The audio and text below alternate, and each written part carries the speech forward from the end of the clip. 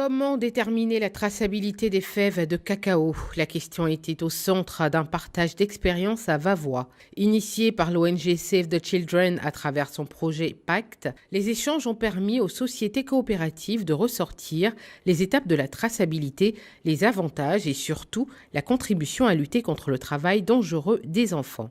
Cet atelier d'aujourd'hui a été initié pour que ces coopératives-là et leurs producteurs qui ont déjà pratiqué ce volet-là, qui les expérimentent, que nous puissions avoir donc un partage d'expérience avec eux pour comprendre le processus de mise en œuvre de la traçabilité et voir qu'est-ce que nous pouvons donc apporter, quelles sont les suggestions que nous pouvons faire pour que nous puissions inclure donc inclure la question de la lutte des enfants et contre le travail des enfants pour adresser de façon holistique la question pour que également notre cacao soit exempt du travail des enfants. Convaincus des avantages de la traçabilité, les participants invitent tous les producteurs du pays à s'approprier cette technique pour donner une autre image au cacao de Côte d'Ivoire, propre et sans travail des enfants. On forme le producteur sur les bonnes pratiques agricoles et lors de la formation, c'est un volet qu'on sort pour dire que pour que ton cacao soit rentre en projet,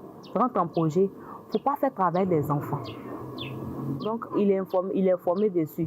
Donc, par derrière même, après tout ce que je viens de décrire là, il y a des gens qui viennent même vérifier si effectivement le producteur ne fait pas travailler ses enfants. Il faut dire que le travail des enfants est combattu depuis pas mal de temps.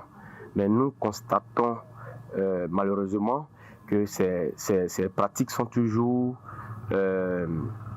utilisées dans nos productions. Donc avec Save the Children, je pense qu'ensemble, on pourra vraiment faire de notre mieux pour que plus en plus les producteurs qui sont réticents puissent revenir à la raison et savoir que le travail des enfants est interdit en Côte d'Ivoire et que la place de l'enfant, c'est à l'école.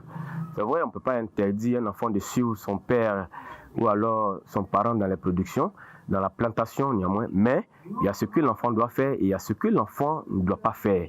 Et c'est ça le message que nous on veut apporter aux producteurs. La Côte d'Ivoire annonce la traçabilité totale de son cacao pour la commercialisation 2023-2024.